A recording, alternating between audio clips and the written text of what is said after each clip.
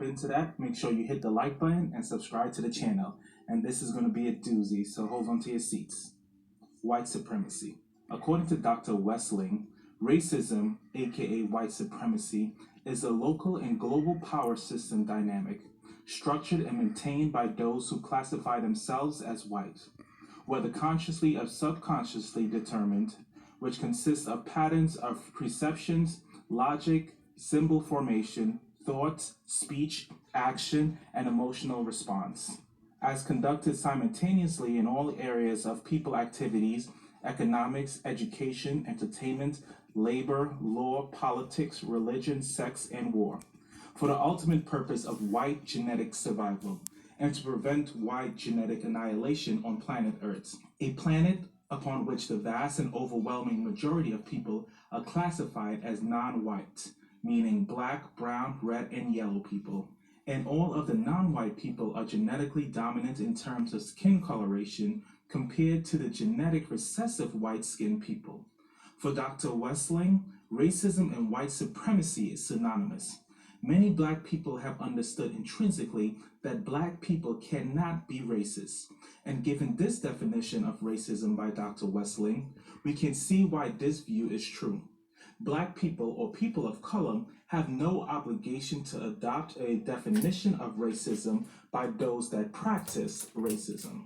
Once the collective victims of racism understands this fundamental issue, the ultimate organizing of all of the appropriate behavior necessary to neutralize the great injustice of the white supremacy system will be only a matter of time. The length of time required to neutralize global white supremacy will be inversely proportional to 1. The level of understanding of the phenomenon, 2.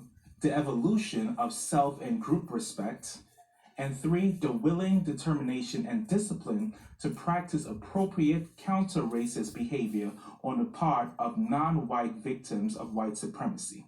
Explanation of crime in the black community. Today, we are witnessing a more subtle systemic approach to white genetic survival. The destruction of black males now is indirect, so that the black male victims themselves can be led to participate in and then be blamed for their own mass deaths. However, through close examination and an understanding of the ultimate objective of white supremacy as collective white genetic survival, the steps to massive black male deaths can be charted. The chain of events begin with denial of full-scale employment and advancement to black males, so that they cannot adequately support themselves, their wives, and their children. In turn, large number of black male children grow up without their father's guidance. This leads to frustration, depression, and failure in school. Once this atmosphere is established, drugs are placed deliberately in the black community. The drugs are then used to street treat black males' frustration and depression. The high prices for which drugs are sold provide the black male population with the illusion that finally they are beginning to make some money and to share in the American dream. Guns are then placed at the disposal of the same black male persons, supposedly to aid them in enforcing the payment for drug sales.